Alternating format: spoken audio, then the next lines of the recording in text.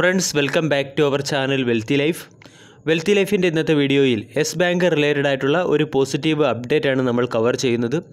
ഇന്നത്തെ ട്രേഡിംഗ് സെഷനിൽ യെസ് ബാങ്കിൻ്റെ മൂവ്മെൻറ്റ് നമ്മൾ നോക്കുകയാണെങ്കിൽ ഈ സ്റ്റോക്കിൽ അത്ര വലിയ ഗ്യാപ്പ് അപ്പ് ഓപ്പണിംഗ് ഒന്നും അല്ല കാണാൻ സാധിച്ചത്. 13 രൂപ 30 പൈസ എന്ന ലെവലിലായിരുന്നു സ്റ്റോക്ക് ഓപ്പൺ ചെയ്തത്. എന്നാൽ 12 മണിയോടടുത്ത് ഈ സ്റ്റോക്കിൽ നമ്മൾക്ക് നല്ല രീതിയിലുള്ളൊരു മൊമെൻറ്റം കാണാൻ സാധിച്ചു. അതായത് 12 മണിയോടടുത്ത് വന്ന ഒരു പോസിറ്റീവ് ന്യൂസിൻ്റെ ഇമ്പാക്റ്റ് തന്നെയായിരുന്നു സ്റ്റോക്കിൽ കാണാൻ സാധിച്ചത്. സ്റ്റോക്ക് 14 രൂപ 10 പൈസ എന്ന ലെവലിലെത്തിയതിന് ശേഷം 13 രൂപ 85 പൈസ എന്ന ലെവലിലാണ് സ്റ്റോക്ക് ക്ലോസിംഗ് നൽകിയത്. അതായത് ഏകദേശം 3.75% പ്രൈസ് ഹൈക്കാണ് നമ്മൾക്കിന്ന് കാണാൻ സാധിച്ചത്. ഇനി യെസ് ബാങ്ക് റിലേറ്റഡ് ആയിട്ടുള്ള പോസിറ്റീവ് ന്യൂസ് എന്താണെന്ന് പരിശോധിക്കുകയാണെങ്കിൽ യെസ് ബാങ്കിൻ്റെ 81 ബോണ്ട്സ് സെൽ ഓഫ് അല്ലെങ്കിൽ റൈറ്റ് ഓഫ് റിലേറ്റഡ് ആയിട്ട് സെബി യെസ് ബാങ്കിന് മുകളിൽ 25 കോടി രൂപയുടെ ഒരു പെനാൽറ്റി ചുമത്തിയിരുന്നു. ആ 25 കോടി രൂപയുടെ പെനാൽറ്റി ചുമത്തിയ ഓർഡറിന് മുകളിൽ സെക്യൂരിറ്റീസ് അപ്പലറ്റ് ട്രൈബ്യൂണൽ ഒരു സ്റ്റേ ഓർഡർ ഇന്നത്തെ ദിവസം പാസ് ചെയ്തിരുന്നു. അതുകൊണ്ടാണ് നമ്മൾക്ക് യെസ് ബാങ്ക് എന്ന സ്റ്റോക്കിൽ നല്ല രീതിയിലുള്ള ഒരു ബൈയിങ് മൊമെൻറ്റവും അതുപോലെ തന്നെ സ്റ്റോക്കിൽ 3.75% റിട്ടേണും കാണാൻ സാധിച്ചത്. ഈ ന്യൂസിൻ്റെ ഡീറ്റെയിൽഡ് അനാലിസിസിലേക്ക് കടക്കുന്നതിന് മുൻപ് വെൽത്തി ലൈഫ് എന്ന ചാനൽ നിങ്ങൾ ആദ്യമായാണ് വിസിറ്റ് ചെയ്യുന്നതെങ്കിൽ ചാനൽ ദയവായി സബ്സ്ക്രൈബ് ചെയ്യുക.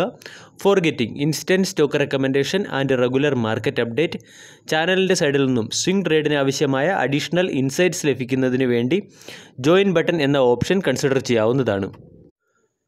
ആദ്യം തന്നെ യെസ് ബാങ്കിൻ്റെ വളരെ കോൺട്രവേഴ്സ്യലായ 81 ബോണ്ട് റൈറ്റ് ഓഫിനെ കുറിച്ചും അതുപോലെ തന്നെ സെബി എന്തുകൊണ്ടാണ് യെസ് ബാങ്കിന് മുകളിൽ 25 കോടി രൂപയുടെ പെനാൽറ്റി ചുമത്തിയത് എന്നതിനെക്കുറിച്ചും കൂടാതെ സെക്യൂരിറ്റി അപ്പലറ്റ് ട്രൈബ്യൂണൽ എന്തുകൊണ്ടാണ് സെബിയുടെ ഇൻട്രീം ഓർഡറിന് മുകളിൽ സ്റ്റേ ഓർഡർ പാസ് ചെയ്തത് എന്നതിനെക്കുറിച്ച് മനസ്സിലാക്കാം.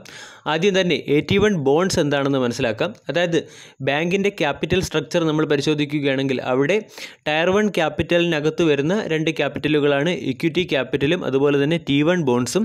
T1 ബോണ്ട്സിനെയാണ് 81 ബോണ്ട്സ് എന്ന് അറിയപ്പെടുന്നത്.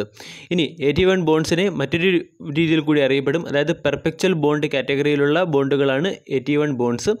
പെർപെക്ച്വൽ ബോണ്ടുകൾ എന്ന് പറഞ്ഞാൽ ഈ ബോണ്ടുകൾക്ക് ഒരു മച്യൂരിറ്റി ഡേറ്റ് ഉണ്ടാവുകയില്ല. അതായത് ബാങ്ക് എന്ന് വരെ ഏൺ ചെയ്യുന്നു അന്ന് വരെ ഈ ബോണ്ടിൽ ഇൻവെസ്റ്റ് ചെയ്തിരിക്കുന്ന ഇൻവെസ്റ്റേഴ്സിന് അതിൻ്റെ ഇൻട്രസ്റ്റ് ലഭിക്കുന്നതായിരിക്കും. ഇനി 81 ബോണ്ടുകളിൽ നോർമലായിട്ട് റീറ്റെയിലർ ഇൻവെസ്റ്റേഴ്സ് ഇൻവെസ്റ്റ് ചെയ്യാറില്ല. ഇതിലേക്ക് വളരെ വലിയ ഫിനാൻഷ്യൽ ഇൻസ്റ്റിറ്റ്യൂഷൻസും അതുപോലെ തന്നെ മ്യൂച്വൽ ഫണ്ട് കമ്പനികളും ഒക്കെയാണ് ഇൻവെസ്റ്റ് ചെയ്യാറുള്ളത്. ഇനി 81 ബോണ്ട് റിലേറ്റഡ് ആയിട്ടുള്ള ഒരു റിസ്കിനെ കുറിച്ച് കൂടി സംസാരിക്കാം. അതായത് ലോകമെമ്പാടുമുള്ള ബാങ്കുകൾ ഫോളോ ചെയ്യുന്ന ഒരു നോംസാണ് ബേസൽ നോംസ്.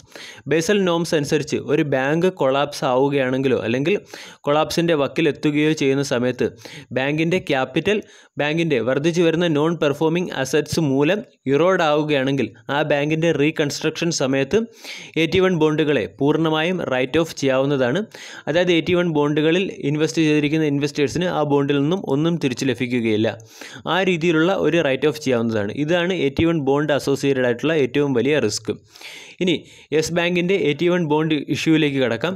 അതായത് യെസ് ബാങ്കിൻ്റെ 2020 മാർച്ച് 15 ആയിരുന്നു യെസ് ബാങ്ക് അതിൻ്റെ ഏകദേശം 8,415 കോടി രൂപയുടെ 81 ബോണ്ട് റൈറ്റ് ഓഫ് ചെയ്തത്. നമ്മൾക്കെല്ലാവർക്കും അറിയാം യെസ് ബാങ്കിൽ NPA വർദ്ധിച്ചു വന്നത് മൂലം ആ ബാങ്ക് അതിൻ്റെ കൊളാപ്സിൻ്റെ വർക്കിലേക്ക് അല്ലെങ്കിൽ ബാങ്കിൻ്റെ ക്യാപിറ്റൽ പൂർണ്ണമായും ഇറോഡ് ആവുകയും ബാങ്ക് അതിൻ്റെ കൊളാപ്സിൻ്റെ വക്കിലേക്ക് എത്തുകയും ചെയ്യപ്പെട്ടു.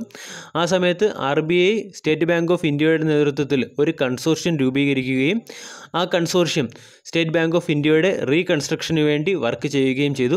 ആ സമയത്താണ് 81 ബോണ്ട്സ് അതായത് 8,415 കോടി രൂപയുടെ 81 bonds State Bank of India write off ചെയ്യുന്നത്. ഇനി ഈ 81 ബോണ്ട്സിൽ ഇൻവെസ്റ്റ് ചെയ്തിരുന്ന ഇൻവെസ്റ്റേഴ്സ് യെസ് ബാങ്കിൻ്റെ ഈ ആക്ഷനെതിരെ ബോംബെ ഹൈക്കോർട്ടിനെ അപ്രോച്ച് ചെയ്തു.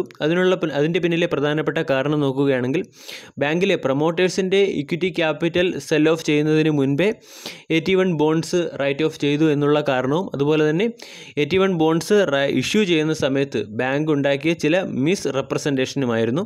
ഈ അവസരത്തിൽ മാർക്കറ്റ് റെഗുലേറ്ററായ സെബി യെസ് ബാങ്കിൻ്റെ 81 ബോണ്ട് ഇഷ്യൂവിനെ കുറിച്ച് ഒരു ഇൻവെസ്റ്റിഗേഷൻ നടത്തുകയും ആ ഇൻവെസ്റ്റിഗേഷനിൽ 81 ബോണ്ടിനെ മിസ് റെപ്രസെൻറ്റേഷനും അതുപോലെ തന്നെ ഫ്രോഡ് വേയിലുമാണ് ഇഷ്യൂ ചെയ്തത് എന്ന് കണ്ടെത്തുകയും ചെയ്തിരുന്നു. അതായത് യെസ് ബാങ്ക് അതായത് സെബിയുടെ ഇൻവെസ്റ്റിഗേഷൻ നമ്മൾ നോക്കുകയാണെങ്കിൽ യെസ് ബാങ്കിൻ്റെ ഒഫീഷ്യൽസ് 81 ബോണ്ടിൻ്റെ പ്രോപ്പർ പ്രൊസീജിയർ ഫോളോ ചെയ്യാതെയാണ് അത് സെൽ ചെയ്തത്. അതായത് 81 ബോണ്ട്സിൻ്റെ റിസ്ക് അസോസിയേറ്റഡ് ആയിട്ടുള്ള ടേം ഷീറ്റ്സ് ഇൻഡിവിജ്വൽ ഇൻവെസ്റ്റേഴ്സിലേക്ക് എത്തിക്കാതെയാണ് 81 ബോണ്ട്സ് സെൽ ചെയ്തത്.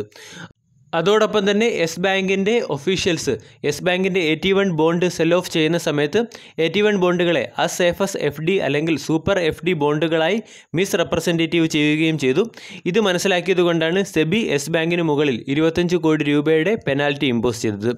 ഇനി എന്തുകൊണ്ടാണ് സാറ്റ് അല്ലെങ്കിൽ സെക്യൂരിറ്റി അപ്പലേറ്റ് ട്രൈബ്യൂണൽ സെബിയുടെ ഈ പെനാൽറ്റിക്ക് മുകളിൽ ഇൻട്രീം ഓർഡർ അല്ലെങ്കിൽ സ്റ്റേ ഇൻട്രീം ഓർഡർ പാസ് ചെയ്തത് എന്ന് മനസ്സിലാക്കാം. അതിൻ്റെ പിന്നിലെ ഏറ്റവും പ്രധാനപ്പെട്ട കാരണം ബേസൽ 3 നോംസും നമ്മൾ ആൾറെഡി പരിചയപ്പെട്ട് കഴിഞ്ഞ ബേസൽ 3 നോംസും അതുകൂടാതെ 1949 ബാങ്കിങ് റെഗുലേറ്ററി ആക്റ്റുമാണ്. ഈ ബാങ്കിങ് റെഗുലേറ്ററി ആക്ട് പ്രകാരം 2020 മാർച്ച് മാസത്തിൽ യെസ് ബാങ്കിൻ്റെ റീകൺസ്ട്രക്ഷൻ നടക്കുന്ന സമയത്ത് അല്ലെങ്കിൽ റീഹാബിലിറ്റേഷൻ നടക്കുന്ന സമയത്ത് യെസ് ബാങ്ക് അതിൻ്റെ 81 ബോണ്ടുകൾ സെൽ ഓഫ് ചെയ്യുന്നതിന് വേണ്ടി അല്ലെങ്കിൽ റൈറ്റ് ഓഫ് ചെയ്യുന്നതിന് വേണ്ടി ഓതറൈസ്ഡ് ആണ്. ഇനി ഇത് റിലേറ്റഡ് ആയിട്ടുള്ള ഫൈനൽ ഡിസ്പോസൽ നമ്മൾക്ക് 31 ജൂലൈ 2021 കാണാൻ സാധിക്കുകയുള്ളൂ. അതുപ്രകാരം ഒരുപാട് അപ്ഡേറ്റുകൾ വരുന്ന ദിവസങ്ങളിൽ നമ്മൾക്ക് ഈ ന്യൂസ് റിലേറ്റഡ് ആയിട്ട് പ്രതീക്ഷിക്കാം. പക്ഷേ ഇപ്പോഴത്തെ കറണ്ട് സിറ്റുവേഷൻ നോക്കുകയാണെങ്കിൽ ഈ കേസ് ഇപ്പോൾ യെസ് ബാങ്കിന് ഫേവറബിൾ ആയിട്ടാണ് പോയിക്കൊണ്ടിരിക്കുന്നത്. അതുകൊണ്ടാണ് യെസ് ബാങ്കിൻ്റെ സ്റ്റോക്ക് പ്രൈസിൽ നമ്മൾക്ക് നല്ല രീതിയിലുള്ളൊരു മൊമെൻറ്റം കാണാനും സാധിക്കുന്നത്. യെസ് ബാങ്കിൻ്റെ ടെക്നിക്കൽ അനാലിസിസിലേക്ക് കടക്കുകയാണെങ്കിൽ കഴിഞ്ഞ പല വീഡിയോകളിലും നമ്മൾ ഡിസ്കസ് ചെയ്തതുപോലെ തന്നെ നല്ല രീതിയിലുള്ള അതായത് ചാനലാർ പാറ്റേണിലുള്ള ഒരു കറക്ഷൻ തന്നെയാണ് യെസ് ബാങ്കിൽ നമ്മൾക്ക് കാണാൻ സാധിക്കുന്നത്. 2021 ജനുവരി മാസം മുതൽ യെസ് ബാങ്കിൻ്റെ കറക്ഷൻ നമ്മൾ നോക്കുകയാണെങ്കിൽ വളരെ കൃത്യമായി ഒരു ചാനലാർ പാറ്റേണിലുള്ള കറക്ഷനിൽ ഓരോ റെസിസ്റ്റൻസും ടെസ്റ്റ് ചെയ്തതിന് ശേഷം അവിടെ നിന്നും നെക്സ്റ്റ് സപ്പോർട്ടിലേക്കുള്ള വളരെ കൃത്യമായ ഒരു ഫോൾ തന്നെയാണ് കാണാൻ സാധിക്കുന്നത്. ഈ ചാനലാർ ഫോൾ അല്ലെങ്കിൽ ഈ ചാനലർ കറക്ഷൻ എന്ന് യെസ് ബാങ്ക് ബ്രേക്ക് ചെയ്യുന്നുവോ അല്ലെങ്കിൽ ഏതൊരു പർട്ടിക്കുലർ ലെവലിൽ സ്റ്റോക്ക് സസ്റ്റെയിൻ ചെയ്യുന്നുവോ ആ ലെവലിൽ എത്തിയതിന് ശേഷം മാത്രമേ അല്ലെങ്കിൽ ട്രെൻഡ് റിവേഴ്സലിൻ്റെ ഇൻഡിക്കേഷൻ കണ്ടതിന് ശേഷം മാത്രമേ ഇപ്പോഴത്തെ കറണ്ട് സിനറിയോയിൽ യെസ് ബാങ്കിലെ ഒരു ഇൻവെസ്റ്റിംഗ് ഓപ്പർച്യൂണിറ്റിയെക്കുറിച്ച് നമ്മൾക്ക് പറയാൻ സാധിക്കുകയുള്ളൂ. ബാക്കി സ്റ്റോക്കിൻ്റെ EMA നോക്കുകയാണെങ്കിൽ അതായത് സ്റ്റോക്കിൻ്റെ 200-ഡേ exponential moving average, 50-ഡേ exponential moving average, 100-ഡേ exponential moving average, ഇവൻ 20-ഡേ എക്സ്പോണൻഷ്യൽ മൂവിംഗ് ആവറേജുകളെല്ലാം ഇപ്പോഴത്തെ സ്റ്റോക്ക് പ്രൈസ് ഈ മൂവിംഗ് ആവറേജുകൾക്കെല്ലാം താഴെ തന്നെയാണ്. അതുപോലെ തന്നെ സ്റ്റോക്കിൻ്റെ ഒരു 14 രൂപ എന്നത് സ്റ്റോക്കിൻ്റെ ഒരു സൈക്കോളജിക്കൽ റെസിസ്റ്റൻസ് കൂടിയായി മാറിക്കഴിഞ്ഞു. ഇന്നത്തെ ട്രേഡിംഗ് സെഷനിലും 14 രൂപ 10 പൈസ എന്ന ലെവലിലേക്ക് എത്തുകയാണെങ്കിലും അവിടെ നമ്മൾക്ക് നല്ല രീതിയിലുള്ള ഒരു പ്രോഫിറ്റ് ബുക്കിങ്ങും കാണാൻ സാധിച്ചു. വീഡിയോ എല്ലാവർക്കും ഇഷ്ടമായി എന്ന് വിശ്വസിക്കുന്നു. താങ്ക്